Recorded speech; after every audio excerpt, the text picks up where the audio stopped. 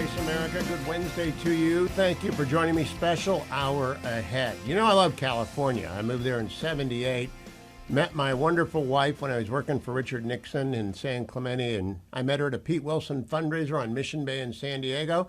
We moved back to California in 1989. We stayed till 2015 when, like millions of others, we left because the state was falling apart and it was just too doggone expensive. We moved to Virginia. But right now there's a man who could turn California around, Steve Hilton. He's joining me right now. He's running for governor. He's joining me from California. Steve, welcome. It's good to see you again. Can we give a quick update on how the campaign goes before I get into my questions?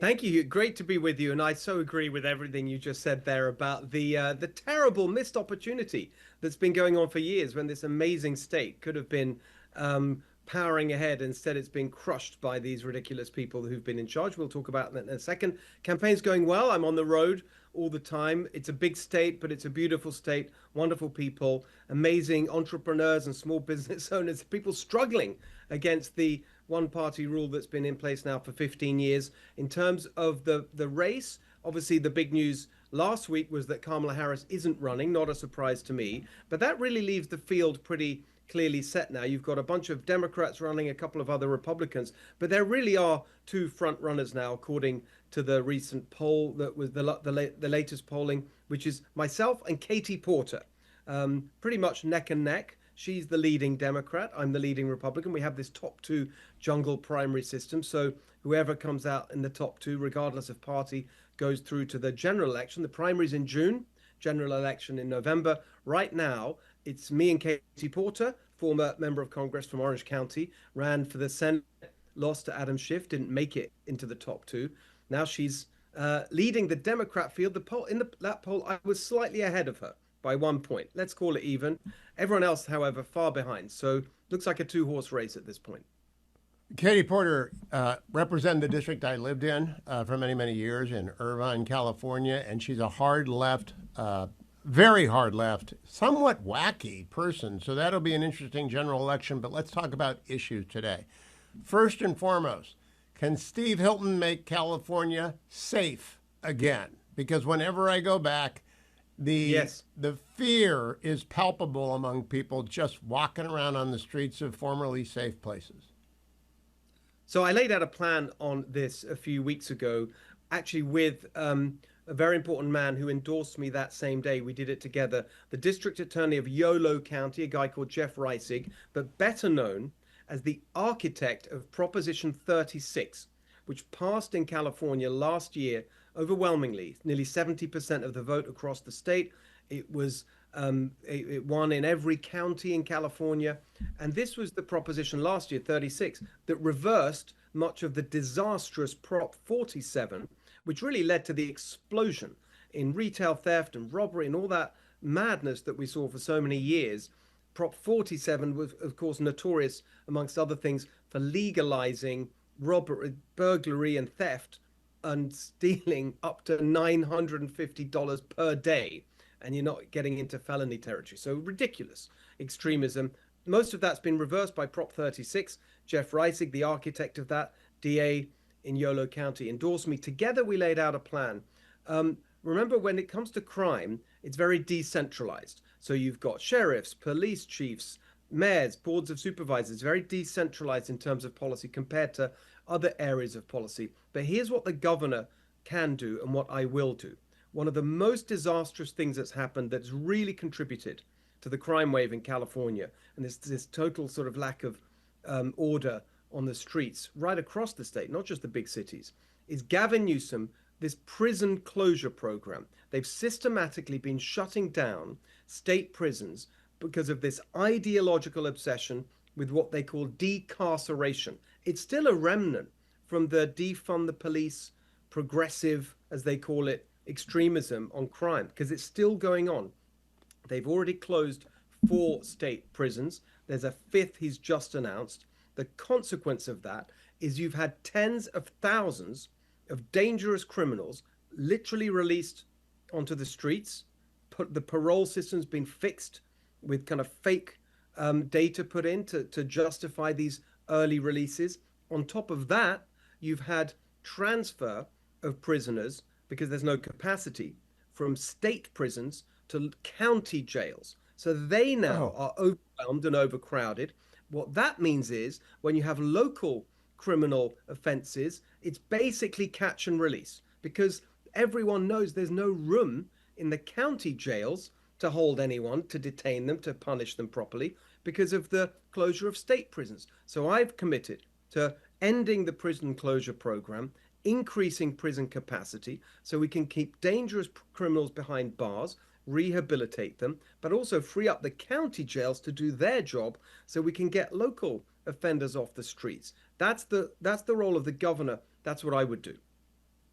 great start. Because safety is, I think, going to be a major issue next year. Second major issue, can Steve Hilton make California affordable again?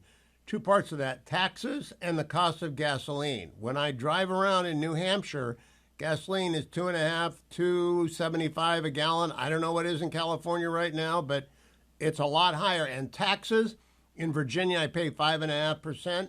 In California, it would be 13.5, Yes. 14.5%. I'm not quite sure what it is now. What will you do?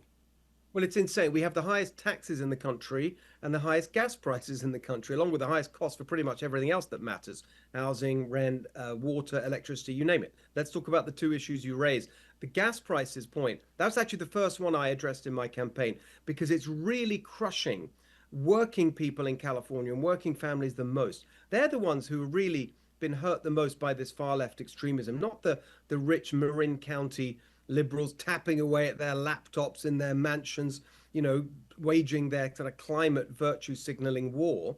It's the people who work for a living, who drive their cars and trucks hours a day to get to and from work. They're being crushed.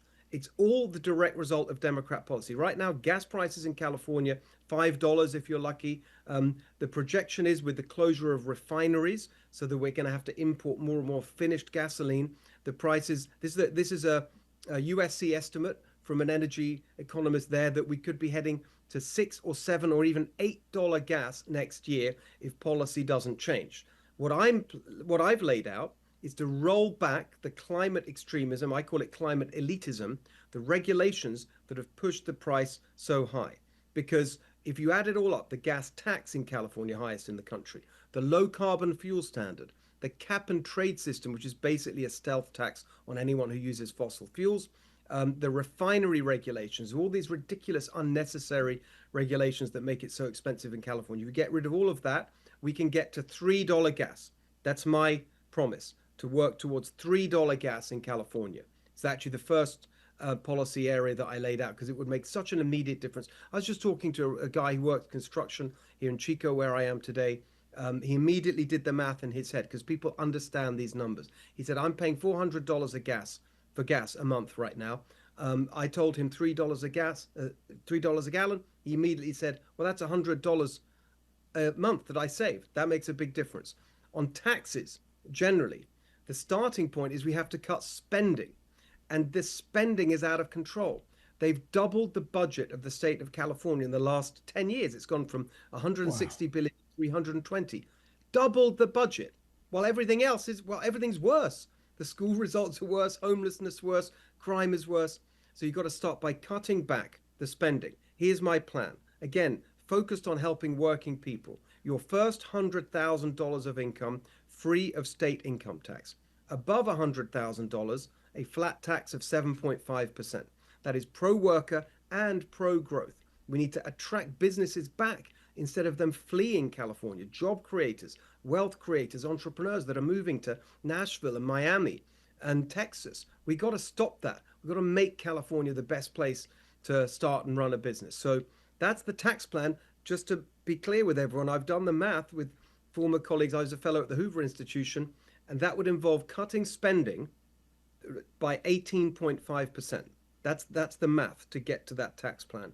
But that sounds ambitious, but what it really does is take the budget of the state of California back to what it was just before the pandemic, a Democrat budget under Gavin Newsom. So this is not some outlandish, shrink the state, crazy right-wing plan. It's just practical common sense. And put those two things together, Okay. $3, $100,000 tax-free. That is a huge transformation for working people in California.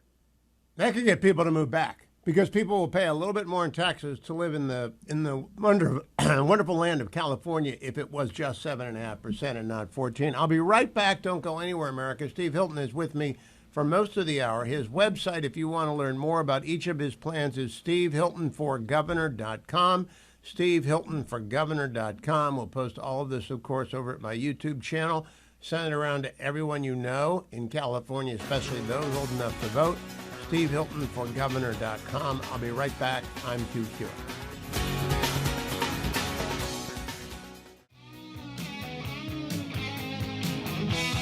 Welcome back, America. I'm Hugh Hewitt, spending most of this hour with Steve Hilton, who is running for governor in California. His website is stevehiltonforgovernor.com.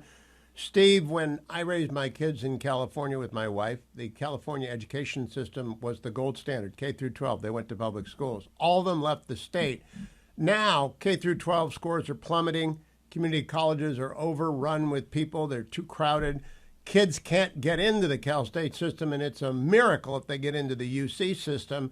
How do you fix the California education mess if you're governor? Well, I literally just announced my plans on this 2 days ago in Sacramento because it's a nightmare. The promise of opportunity. I mean, we're the land of opportunity. That's the idea of California. That's what we all think of. There was a time when people would think of the American dream, they'd think of California. That idea of owning your own home, having a great education, and raising your family and enjoying the beautiful weather. All that stuff is just out of reach now because they've smashed. The way I put it, they've smashed the rungs on the ladder of opportunity. And the first rung is education. And in fact, the most important part of that story, according to all the data, remember I worked back in the day in the government in the UK. I have a long background in public policy as well as being an entrepreneur myself. And there's no disagreement that if you want to ensure opportunity, the most important thing is reading at grade 3, achievement level at grade 3. That is what is the biggest determinant. All the studies have shown that. You're 4 times as likely to drop out of high school, for example, or college if you don't have basic competence at reading and writing at grade 3. We're the worst in the country right now. And so I laid out a plan this week to start to address that. Again, it's being realistic about what you can do as governor. And what you control is the curriculum, because the State Board of Education, the governor appoints all the members. And right now, what's their focus? They're pushing through what they call an ethnic studies curriculum. That's mandatory for high school. You can't graduate without it now in California, even as the kids can't read or write properly. So here's what we're going to do. Number one is make sure that we use the science of reading, phonics, the technique. It actually, it's not even debated anymore in many parts of the world that it's the most useful and effective technique for teaching kids to read. We're going to make sure that happens in every classroom. We're going to make sure that we reward good teachers, but get rid of the bad ones. Unbelievably, in California, teachers in the K through 12 system have tenure, lifetime job security after 16 months, regardless of their performance. It's astonishing. This, of course, is because the teacher unions have totally captured the politicians who make the rules. We've got to get rid of that. We've got to make sure that the teachers in our schools know what they're doing. On top of that, the parents need to be told what the schools are doing and what how their kids are doing. And that's been hidden. The performance data on schools and teachers and classes has all been hidden. So we're going to have a grade, a very simple grade for every school, for every teacher, so parents can see what's going on. And then the final part of it, long term, the most important, we're going to give parents the power to act on that. My friend and colleague Gloria Romero, she was a Democrat who was the leader of the state Senate 15 years ago or so. She joined with me on Monday to lay out a plan to actually strengthen and bring back a law that she wrote as a Democrat, the parent trigger law, which meant that if your school is failing, as parents, you have the power to trigger a change, convert to a charter school, send your kids to another school, change the principal. All of these things, putting power in parents' hands. That's what we're going to do in California. Education savings accounts, open enrollment, so no longer you have the zip code prison where you're stuck in a terrible failing school. We're going to change the system from the top, but grassroots mobilization of parent power. That's the long-term way you do it. Now, Steve, I went through with a lot of parents the same frustration with the UC system. It's basically enrolling foreign students for the full freight so that they can get the most money. They're woke and they're broke. What are you going to do about that? Well, you see that. Well, actually, you appoint, your appointments to the Board of Regents, and you've got to weed. And it's so much money is being wasted on BS administration and bureaucracy instead of actually getting where it is. There's no shortage of money for any of this in California. You listen to the teacher unions and all the public sector unions and the politicians. Oh, more resources, constantly saying we need resources. You've got the resources more than anywhere else in the country, and really that means anywhere else in the world, because we're the wealthiest country, and yet the results are staggeringly bad. So you've got to get in there to the UC system and make sure the money is being spent properly. Just get rid of the the, the bureaucracy and the administration and all this stuff that doesn't contribute to decent education. And remember, I've done this before. I know what it's like to go inside of a system and fight the bureaucracy and take it on. That's why I'm doing this. That's why I'm very, very excited to get stuck into all this mess that we have in California, this bloat of the government. The biggest mess of all. Judge David Carter is a friend of mine. I went with him to a public hearing in LA 3 years ago. I could not believe that there are 70,000 people on the streets of LA. It's probably 80 or 90,000. They've sort of suspended the census in LA. What can a governor do about the homelessness? It's a crisis for the people on the street. It's for a crisis for the people who use the streets. 3 minutes to the break, Steve.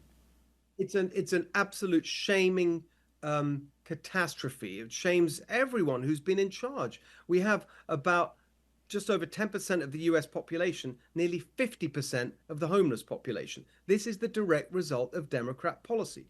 Here's what we need to do to overturn it. Number one, enforce the law. It is illegal to sleep on the street, whatever you want to call it. Homeless encampments, urban squatting that contributes to this squalor. It's against the law. It's always been against the law. They've hidden behind these Ninth Circuit court rulings and all the rest of it to get away with not doing anything about it. There was a decisive Supreme Court ruling last year, Grants Pass versus Oregon.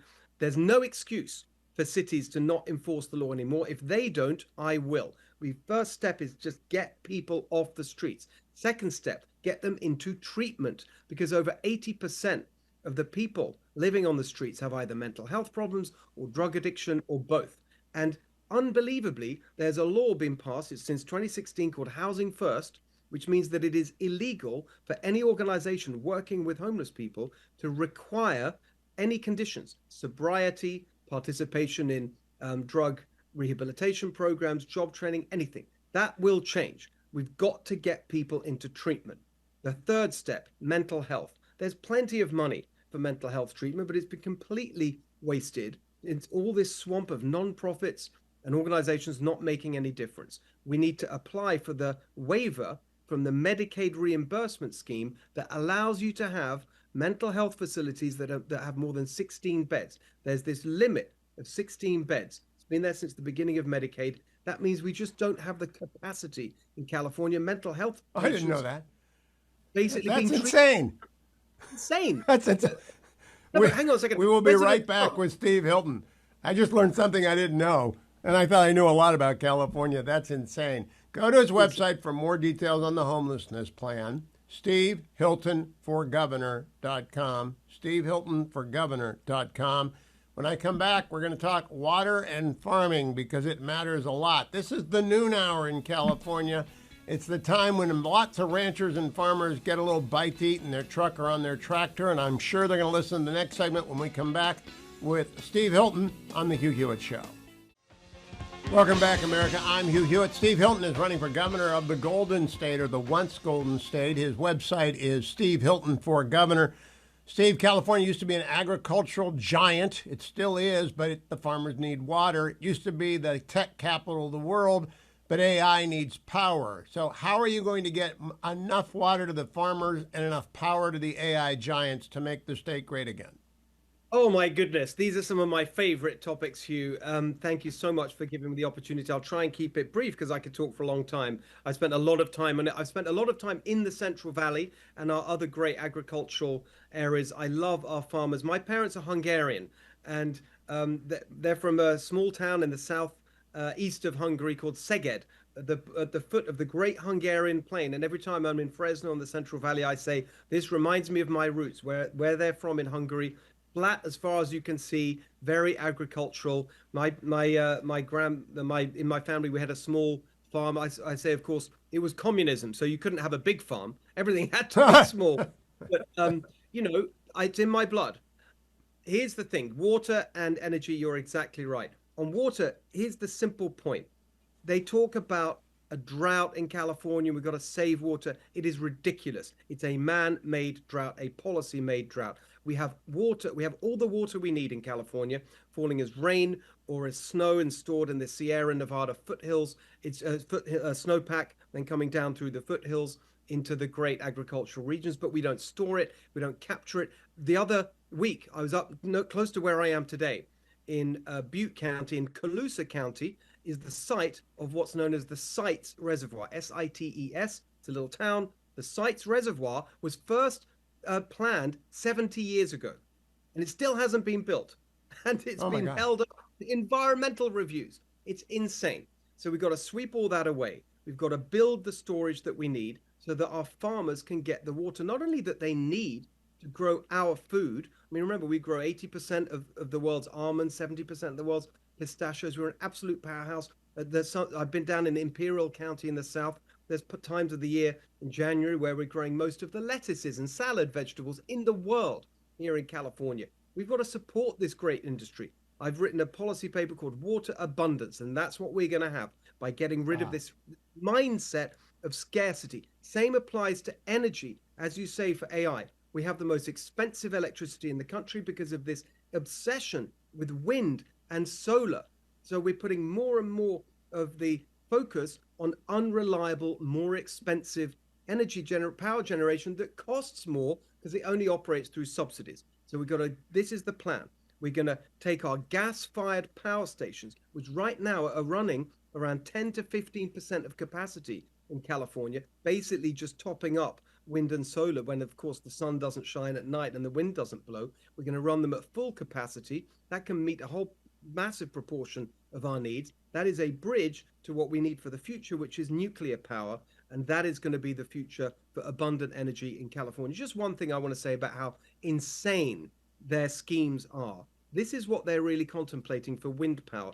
Offshore wind in California, not a little bit offshore, 20 miles offshore, where the ocean is very deep. So it's got to be floating. Get this. They're serious that they think this is going to happen. Floating wind turbines 20 miles offshore, 1,000 feet high. That is the height of the Eiffel Tower. And they're talking about what could go wrong, Steve? What could go wrong? These climate ideologues, this is such a great example of everything that's gone wrong in California. Their ideology completely trumps common sense, and we're all paying for it. In terms of desalinization, do you believe in it like Saudi Arabia, Israel, the UAE does? All over the world, Australia, there's so many good examples, but of course you need the energy to power that. So one of the objections from the climate extremists is, you can't do that because we don't have enough energy. Well, we would have enough energy if we had a sensible policy of energy abundance. They go together. That's why I'm so happy you asked the question together.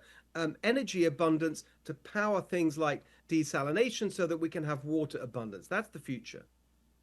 So Steve, when you bring this up, you're going to run into the Coastal Commission, and I'm going to ask you a question about California bureaucracy, but we had a minute here. What are you going to do about the California Coastal Commission in 45 seconds?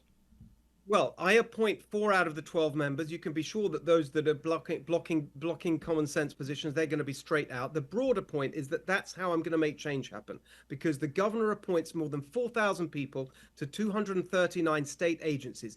That's where so much of the damage is coming from. These bureaucratic agencies pushing out ridiculous regulations, tying everyone up, making it so impossible and expensive and time-consuming to do anything in California, to build anything. We're going to kick them out. That is the main power I will have as governor. Even if you have a hostile legislature, I can make big change happen by taking on the bureaucracy, kicking out the extremists, and putting in common sense people. My final segment with Steve Hilton is coming up. His website is stevehiltonforgovernor.com. Don't go anywhere, America. I'm Hugh Hewitt. Welcome back, America. I'm Hugh Hewitt. My last segment for today with Steve Hilton. Steve Hilton is running for governor in California. Steve Hilton for governor.com. Steve, I want to finish with two big subjects. Number one is short. Do you have what it takes to handle natural disasters? They happen. I remember Pete Wilson getting the 10 rebuilt after the Northridge earthquake in a matter of months. Do you know how to take control and make what is broken rebuilt? Yes, and remember, Hugh, my experience. I've worked inside of a government at the highest level, senior advisor to the prime minister. But in a way, I think I take it back further than that to my experience in the private sector, starting and running companies, and even before that, being a project manager for a construction company. You learn how to focus, how to get results, how to ask the right questions. And I think that is the key test of being able to handle a situation like that, asking the right questions and holding people accountable for results. All right, that leads me. That's the perfect bridge. We did not rehearse this, America. Nothing. He knows nothing about the question. The number one issue I hear about from young people is not only can they not buy a house, they're out of sight, they can't afford to rent apartments in California. What are you going to do about that? It's entirely the result of government policy. Again, it's this policy of scarcity. We've got to get rid of what is this ideology of infill development, which is the only place you can build is within what's already been built, the current development footprint. Of course, that means that the land prices go higher. It also means that there's this endless focus on apartments rather than what people want, especially when they have a family, which is single family homes. That was the California dream. So we have to open up more land. Right now, they talk about density, these ideologues. We've got to have density in housing. We already have the highest density in the country. Barely 5% of our land is developed in California. There's so much space to build. And we've got to get rid of the environmental regulations. Every 6 months, they're making the building codes more complicated so that it costs 5 times as much to build the exact same floor plan building in California as it does just across the border in Arizona or Nevada. We can change all this. It doesn't have to be like this in California. We just have to free ourselves of this left-wing ideology and get back to common sense, practical policies that can help us build and create and have people live their lives and afford to live here, because they can follow the California dream, which is very simple. A good job where you make enough to raise your family in a home of your own, in a safe neighborhood, with a good school so your kids have a better life than you. That's the California dream. That's what I want to restore for everyone. That's why I say the theme of my campaign is to make California golden again, and we can do it. So my very last question, Steve Hilton, has to do with politics. You're on right now from San Francisco to San Diego. I have stations and affiliates, and of course the Salem News Channel is on everywhere in California. My question to you has to do with the fact that California politics revolves around money because it's such a big state. And you've got the tribes, the prison guards, and the California Teachers Union. They pour hundreds of millions of dollars into anyone who threatens them. How do you defeat a tidal wave of negative spending? It's exactly right. It's a huge state, and this is what we've seen. We've got the iron grip of what I call the Democrat industrial complex, the machine politicians, especially the government unions that fund them, the activists who give them their ideological instructions, and then the bureaucrats who implement it all. That's what we're up against, this big machine. There's no substitute than just doing it. I taught at Stanford at the D School, the Institute of Design, where they teach the methodology of innovation. Right in the middle of the building in Stanford there's a sign that says, the best way to do it is to do it. There's no substitute for just getting out there, being on the road, raising money, and giving people some hope that change can happen in California. And that's really what I'm excited about in terms of the response to my campaign. People are seeing an energetic campaign for change for the first time in a long time. And I think we're going to get the support. I think there's a lot of people who want to see change in California, both the people who live here and many who've left but would love to come back. And that's the plan for the next few months, is to raise the money to build the war chest to fight the Democrat industrial complex. Steve Hilton, thank you for spending so much time with me. I want to again close by saying Steve Hilton for governor.com. If you want to get involved, I'm sure he needs volunteers as well as contributions. He would love to get you involved. It's a huge state. It's an enormous undertaking. Pete Wilson was the last guy who really made it happen. Arnold won in an off year, special election. Gray Davis was such a disaster. But I'm talking about grassroots campaign. Steve Hilton needs the help of everyone who wants to turn California around, who hasn't left and doesn't want to be the last one to turn out the lights. Head over to stevehiltonforgovernor.com. Thank you, Steve. Thank you so much, Hugh. That was a great pleasure. Thank you. My pleasure.